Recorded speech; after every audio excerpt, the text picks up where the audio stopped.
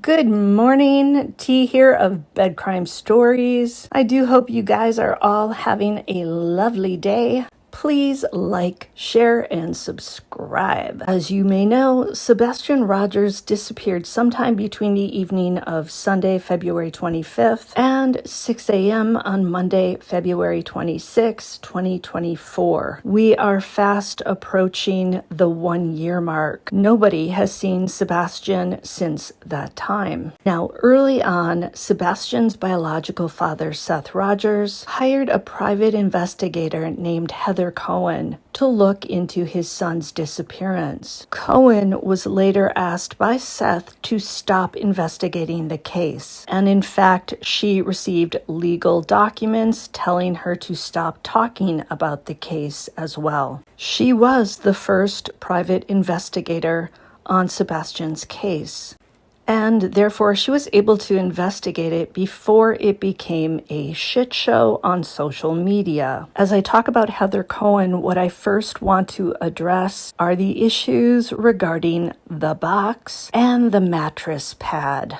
I want to make it really, really clear. Heather Cohen never found the so-called box with Katie Proudfoot's name on it, nor did she find a mattress pad with urine stains on it. In fact, she didn't find any box and she didn't find any mattress pad. Sadly, people are harassing her via Facebook, leaving her nasty messages, accusing her of not caring about Sebastian Rogers. But the truth is, no matter how much she cares about him, she cannot legally talk about him. So the harassment, the trolling, the mean messages are not helping Sebastian's case. That stuff is only hurting another person in the case, Heather Cohen. Why would people want to do that?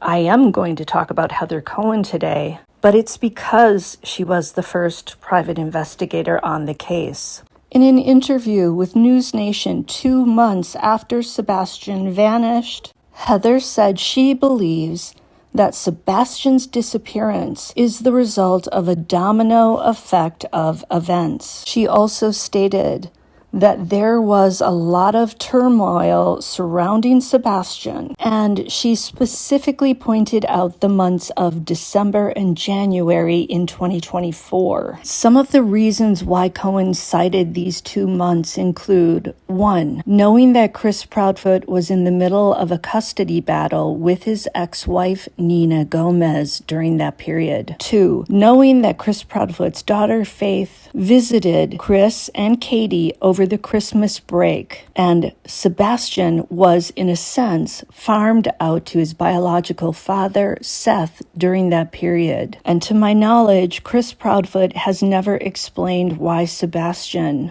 was not allowed to visit with his sister Faith during that time. If Chris Proudfoot really viewed Sebastian as his son, you would think that he would want Sebastian to form a sibling bond with Faith. Anyone who loves Sebastian, who I have to point out was an only child in a sense, would have wanted Sebastian to have a sibling. Parents who love their children want to ensure that when they grow old and they pass away, the parents, they want to make sure that their child has at least one sibling or one close cousin to call family. No parent of an only child wants that child to end up alone without some family members. And parents of kids with special needs feel that all the more. They often spend their lifetimes making a plan for where their special needs child will go when they are no longer alive to care for that child. Actor Colin Farrell has a son with Angelman syndrome, and I heard him say that his dream is to set up a facility/community where his son can live later when he's no longer around. And that's because he loves his son so much, and he wants to know that he will be loved and safe and taken care of until he too grows old and passes away.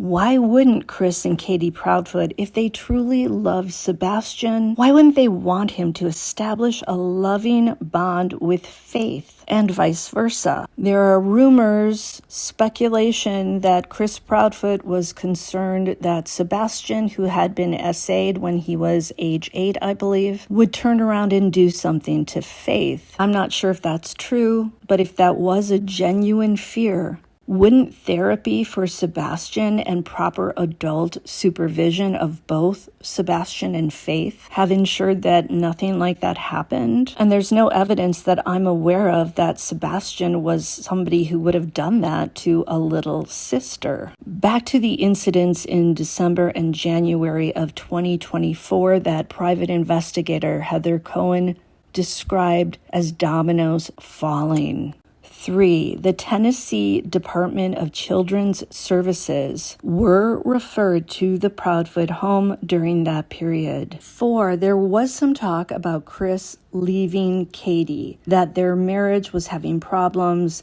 and that there was trouble in paradise. And Cohen said that she felt that probably had something to do with Sebastian. In my opinion, Heather Cohen is probably the one PI who got the closest to the truth of what was going on behind closed doors during those 2 months. We know that Katie and Chris haven't been publicly searching for Sebastian. We also know that Katie is not showing up on news stations to share her son's photo and story. And Chris and Katie early on said that they were aware that people even in Tennessee weren't aware that there was a child who was missing. So you'd think they'd want to keep spreading awareness. And we also know that some people who were searching for Sebastian and investigating the case have received death threats. Those death threats, in my opinion, make it clear that foul play was involved in Sebastian's disappearance. If those death threats are legitimate, meaning if it's not some hoaxer out there, then I do believe that is a red flag saying there is foul play involved. But of course, this is me speculating. That's just my opinion. But why would anyone issue death threats if Sebastian simply wandered away from home all by himself of his own accord? And if all the parents wanted him found? Death threats to searchers and investigators typically come up when those involved don't want people snooping for evidence or searching for a missing child. That guy, Nick the Hat, apparently has received death threats and has been harassed for trying to find out what happened to Sebastian. The Cajun Navy received threats early on. Now, Chris Proudfoot has said that this will be a case to be studied. How would he know that? In order to make a comment like that, you have to know all the ins and outs of the case. You have to know that it's worthy of being studied. That statement implies that Chris knows what happened and where Sebastian is. Again, that is my interpretation, my opinion, and Chris hasn't been charged with any crime. I believe that if Katie Proudfoot did agree to get rid of Sebastian in order to save her marriage, then she's made a pact with the devil. Again, I'm speculating, but if that is what happened, I suspect the Proudfoot marriage number 5 for Chris, won't last. People change over time. People feel differently about things over time. And if Chris and Katie share this dark, evil secret, then I would say their relationship is going to eventually rot and toxicity will take over. Having a secret like that, allegedly, will gnaw away at the best of relationships. It will be interesting to see if we hear news a year from now, 2 years from now, 5 years from now about that marriage. But again, what I want to emphasize in this video is that Heather Cohen, the private investigator hired by Seth Rogers, did not find a box, any box, nor did she find a mattress pad. So if you hear people saying that she did, they are speaking untruths. That's all for today, and I'll see you next time on Bed Crime Stories. Smash that like button.